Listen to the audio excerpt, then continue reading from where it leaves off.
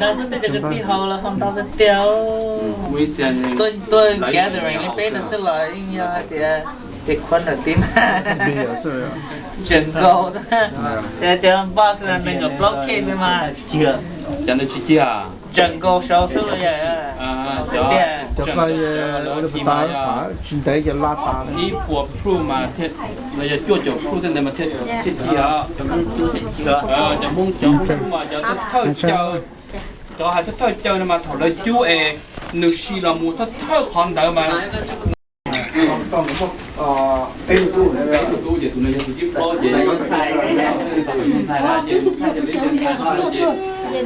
nhiều phân thì là ngắt cho cô tôm mình học sản cô hơn một cơ tê là nhà tủ này có đau không tiêu nó không bao giờ kia nó không được quay pro cho nó to nữa mà thôi à thôi rồi nó là cái thôi thì ô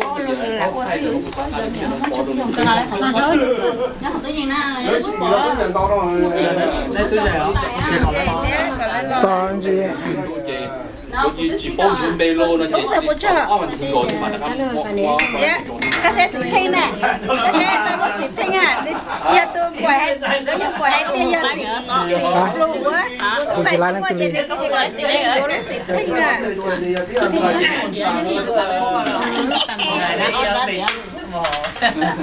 Đây là tôi sẽ chơi chưa mà, nói là cái gì đó. Nén cho mà nén bây giờ tại nén uống nhiều bữa để nó chơi với uống nhiều bữa để ổn định cho mấy bạn nó món tàu mà ấy có chỉ thế hay to chả cái này nhá, này tươi rồi đã, này cho lò biển nó cái mình chỉ đang hai cái gì lên từ cứ yên nhớ của chị tao bóc con này phân chạy cứng chạy rồi nhớ trong gì con à cái gì nó lấy xem nào còn lấy món sắc cần sao phải chặt không chặt cả cái này nhà và nhà quá nó lăng nè thì bên nó cái thủng tôi nhân đại bỏ nó lăng nhìn tới nó coi ra nên nhìn mua được khó như chỉ tao nhé nó đà xuống lăng chân nó rồi hôm nữa nên mà người tao nhé người chỉ chịu quay cho tao nhé chứ nào người tao mi chơi đừng làm người tiền đừng mua món gì bây giờ nếu chịu món gì ấy có chỉ thế hay to chả cái này nhá, này tươi rồi đã, này cho lò biển nó cái mình chỉ đang hai cái gì lên từ cứ yên nhớ của chị tao bóc con này phân chạy cứng chạy rồi nhớ trong gì con à cái gì nó lấy xem nào còn lấy món sắc cần sao phải chặt không chặt cả cái này nhà và nhà quá nó lăng nè thì bên nó cái thủng tôi nhân đại bỏ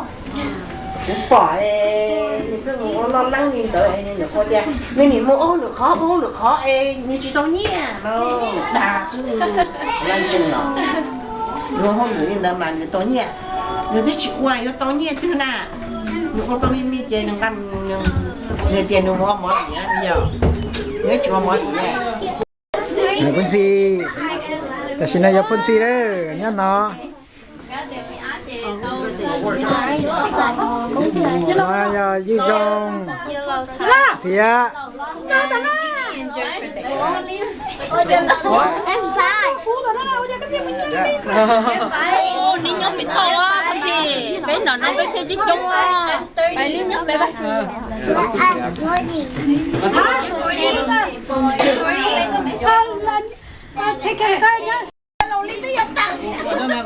Ready? Okay, let's see. Kiki and Seven.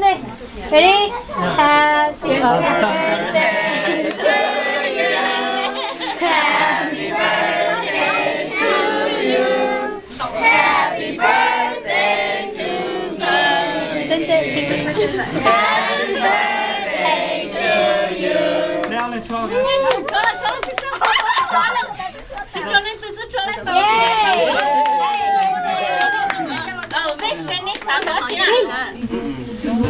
It's hard. Kê, chị nhớ lòng thi luôn, bé hai đôi cho lòng nha. Hai nhớ lòng. Another boy. Nhớ lòng. Alright, yellow tear. You can say, let's just say yellow, okay? Okay, ready?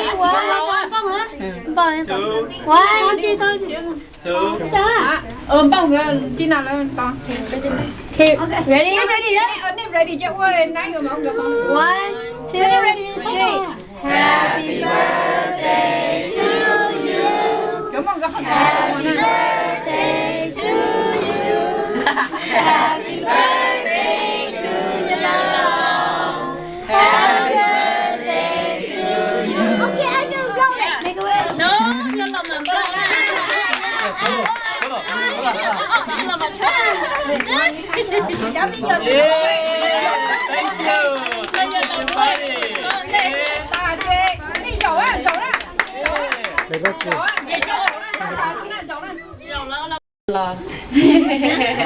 Okay, yellow. Thank you nè. Thank you à. Yellow tứ. Chị lộ rồi mai cũng mở. No, wait. Okay. Hey, Tina. Oh. Tina.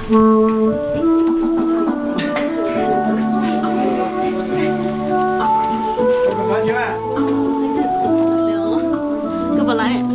No. À.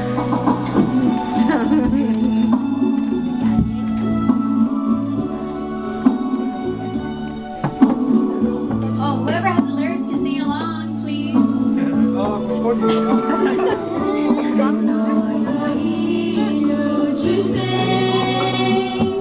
Hãy subscribe cho kênh Ghiền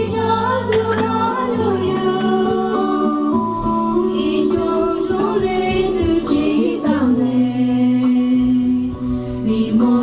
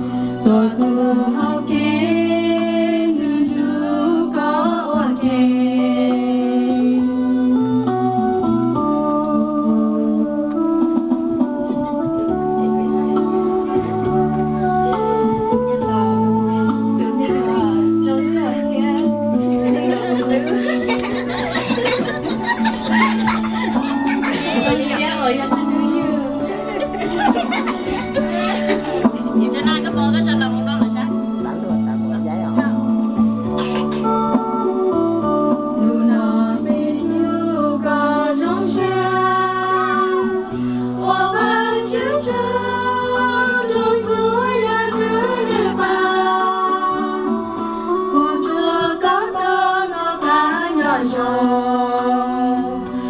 lỡ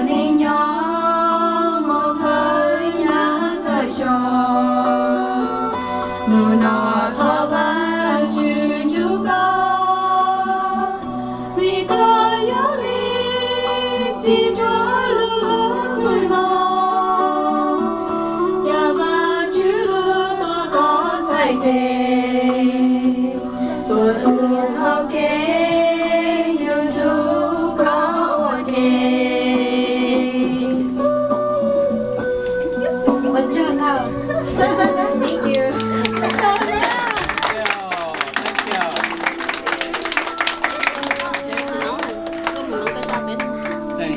Chẳng dùng cha khó như là xã to là thia. Thank you này. Yeah. Họ cũng không lo chấp lưỡi cho tôi giải thì luôn đi tận đây nó. Lo no more rồi. Okay, she thả luôn thì let's have a happy Thanksgiving together. Ishon, bây giờ tôi nhớ okay, Ishon sẽ it's good that we are all here together. Bây giờ bây chế bây ở bên nó sẽ chế. It's not as fun. Chỉ lo chế hết chỉ cả mỗi bây giờ okay, thế thả okay, and tell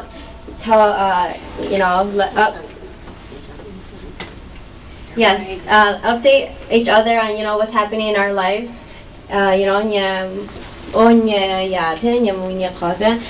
So Sapo she ni ora chila su and chonda patong thia ya tong chata to kong pe thia. Okay, so everybody, let's eat before our food gets cold. And after we eat, then so the mama say, "Bet you or get lost in dinner."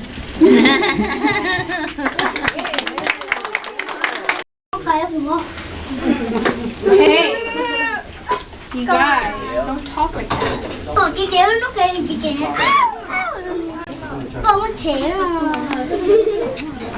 Cho thay của cũng nó mà Sao biết của thì nhà học áo à. Đó em mí à ha. Em mí đà ha. they record me. Rất tuyệt vời. Mày có ôn này có tờ hả? I did.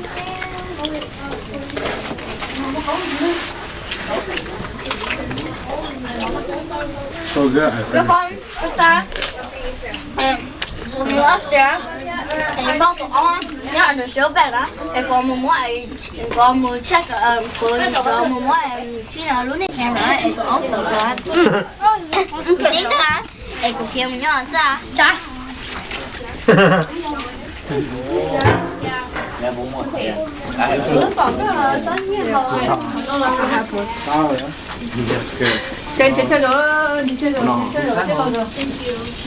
cho nên mỗi đi xóa trong gò lắm mấy lúc nào như là nó có về cho là cho cái cú cho nó giá đó cho họ chia nữa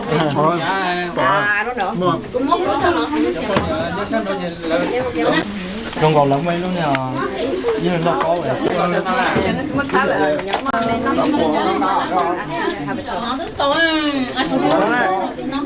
đó con gà mua món nào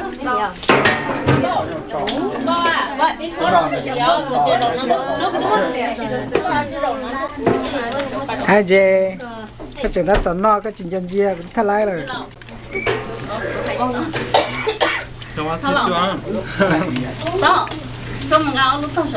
ok anh Cầm nó rồi.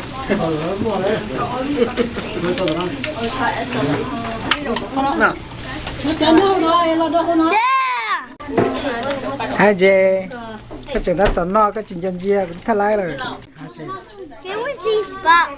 yeah cái rồi Tông nó rồi còn nó hay là nó chứ Chân rong, chân bay cũng là tia, để chơi đồ xanh rồi vậy nên lần giá hay cho.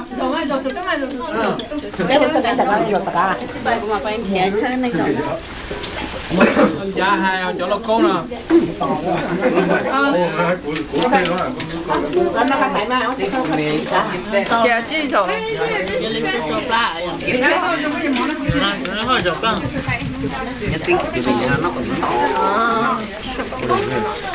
Okay. So, how is the food? good rồi Nó cũng đi cho hai lúa nhận tàu cá cơ. cá cũng lâu rồi cá trò nó cũng ngon lên rồi So, if everybody has a seat and a plate of food, and a Don't worry, I'm terrified. Okay. This is going class apple cider. Apple. Có dũa giờ thì có đi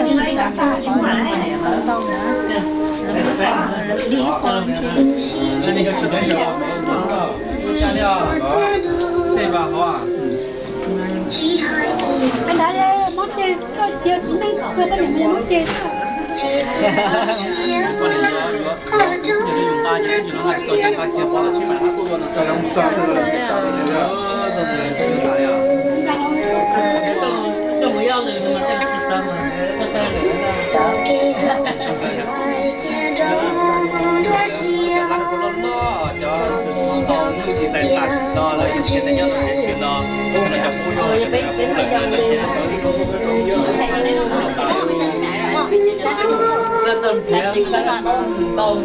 Mega musa.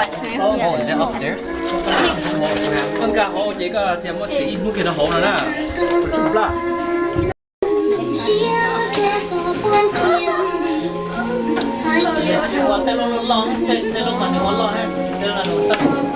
Sau thì cái impro trên lầu như nè. Mới mà hồ. Rất là để cái này nó cầm mất cái gì nó lo đấy.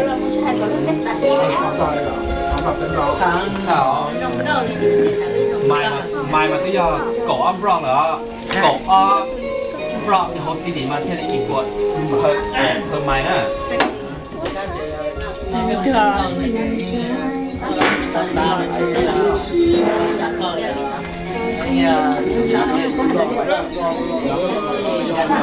đã bố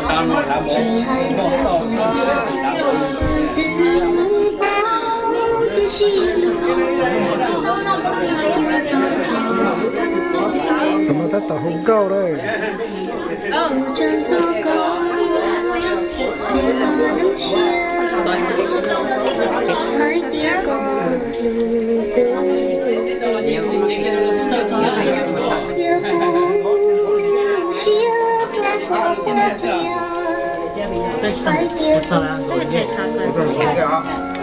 Да, я сам, вот ты там за sempre.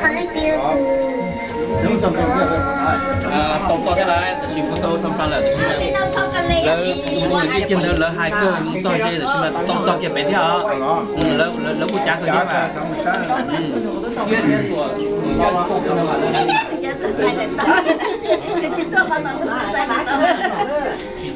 You know ice cream.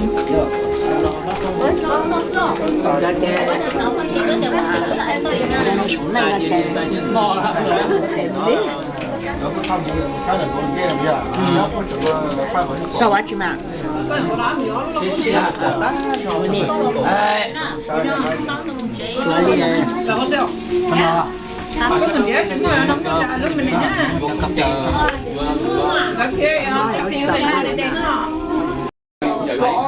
Okay, I'm 31 years old. I have 5 kids.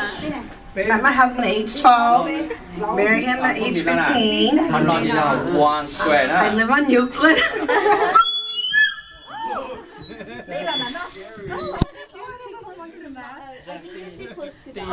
Yeah, so and you should be like standing right here. So everybody has space except for me. Ê, bé một sợ thì có hai cơ. Okay. Yeah. So look at this. Let me talk right now. Yes. Okay, cô sẽ thì quyền phong phong vào nữa.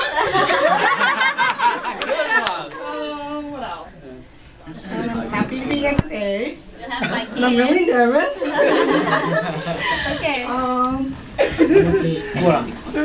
Can you do the rap song?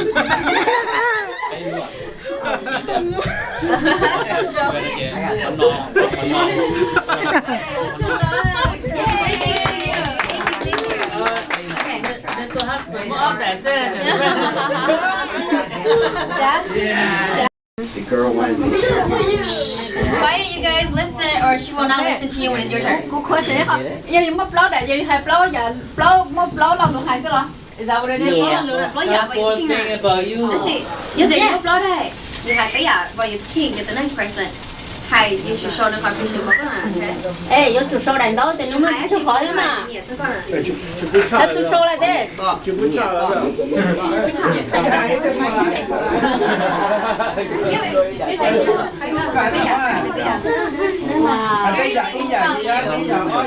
Cầm kèm nó không từ lò thế à có lắm. Tính ra kèm.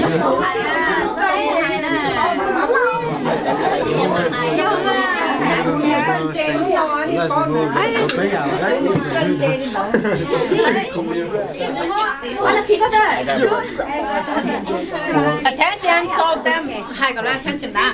Attention please. Có lần đấy à? Như cái là ta có hai tiêu chí mà lên tỉnh nó. Chia cho. Okay, take time. Vậy thì bây giờ cái nó ta cái tiêu của chúng nó bây giờ.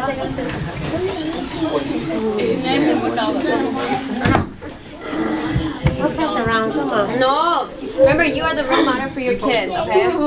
I'm not here. You are the role model. You can just tell us how old you are. Cái nhiều mỏ. Bây giờ tên mỏ nó có qua đấy thì hai nó nhỉ.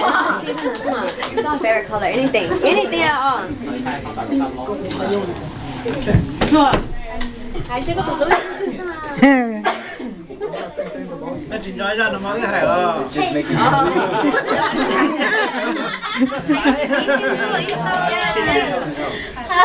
Cắt giấy. Cú chè.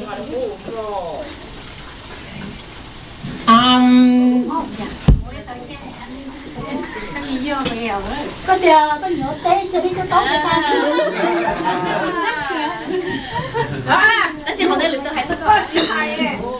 Okay. Thank you cho sự đời có idea. Okay, của nhà qua rau mỏ and mostly họ cái nhà cha chỉ yêu sĩ phụ. Okay. So that's why sai tiền sẽ chơi ra nên của rau mỏi cái việc qua tới giờ kia rồi sĩ phụ nên nó là chắc chắn kia. Okay.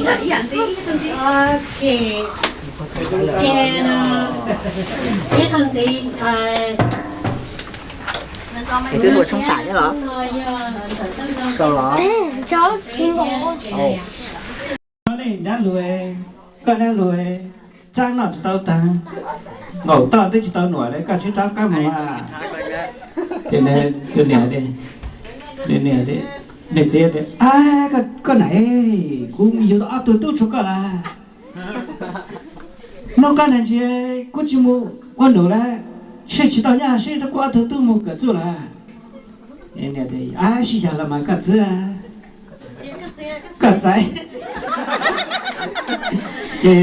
Cắt giấy. Giờ đây có nhá sai mấy tụi mình nhớ sai là lâu rồi cũng không có lúa đâu.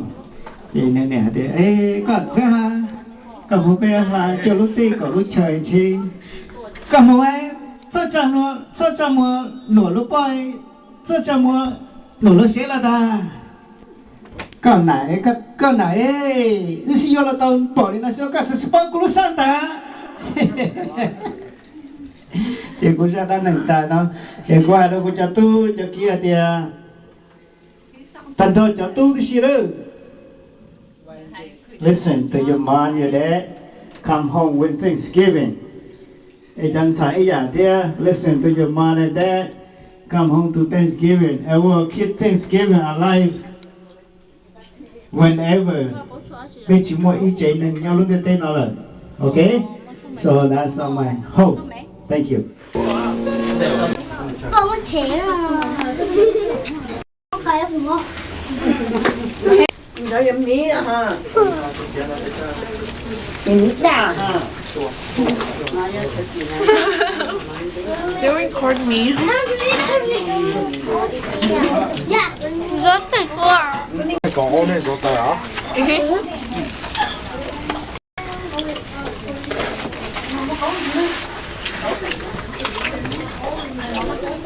So good. Các con, chúng ta phụ nữ upstairs thì bao tụi con nhớ được số bạc đó thì còn một check của một mỗi chỉ nào luôn đi Rong gò lắm mấy luôn nè. Hai chị cái chuyện đó tao no cái chuyện dân gì cũng thay lại rồi